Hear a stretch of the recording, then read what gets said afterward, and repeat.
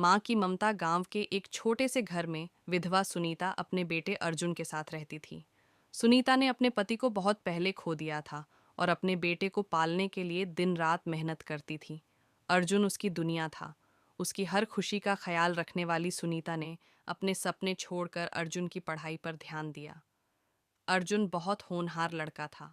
उसने माँ को वादा किया था कि वह बड़ा होकर उसे आराम देगा और उनके संघर्ष के दिन खत्म करेगा।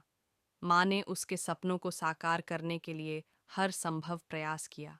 उन्होंने दूसरों के खेतों में काम किया, घरों में झाड़ू पोंछा किया, लेकिन अर्जुन की पढ़ाई में कोई कमी नहीं आने दी। समय बीता। अर्जुन ने अपनी मेहनत और माँ की दुआओं के बल पर एक बड़ी कंपनी में नौकरी हासिल कर ली। जब पहली बार अर्जुन शहर गया तो उसकी आंखों में चमक थी, लेकिन माँ की आंखों में आंसू थे। उसने बेटे को गले लगाया और कहा, बेटा, ये आंसू खुशी के हैं। अब तेरा सपना पूरा होने जा रहा है।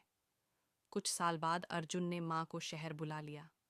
सुनीता ने सोचा था कि अर्जुन उसके साथ समय बिताएगा, लेकिन अर्जुन की व्यस्त जिंदगी में माँ के लिए समय नहीं था। धीरे धीरे अर्जुन की जीवन शैली बदलने लगी। उसने अपनी माँ को गांव की बातों और पुराने कपड़ों के लिए टोकना शुरू कर दिया। एक दिन सुनीता ने अर्जुन से कहा, बेटा, मैं तुझे बोझ नहीं बनना चाहती, मुझे वापस गांव जाने दे। अर्जुन ने थोड़ा सोचा और कहा, माँ, तुम जैसा चाहो कर सकती हो। सुनीता टूट गई, लेकिन उसने कुछ नहीं कहा। गांव लौटकर उसने अपनी पुरानी जिंदगी फिर से शुरू की।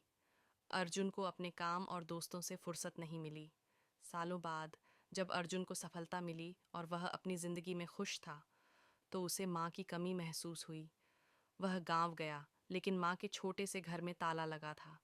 पड़ोसियों ने बताया कि सुनीता अब इस दुनिया में नहीं है।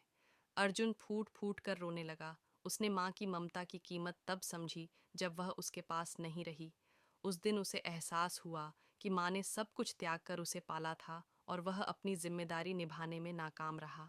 सीख: माता पिता का प्यार अमूल्य है। उनकी कदर उनके जीते जी करें, वरना पछतावे के सिवा कुछ नहीं बचेगा।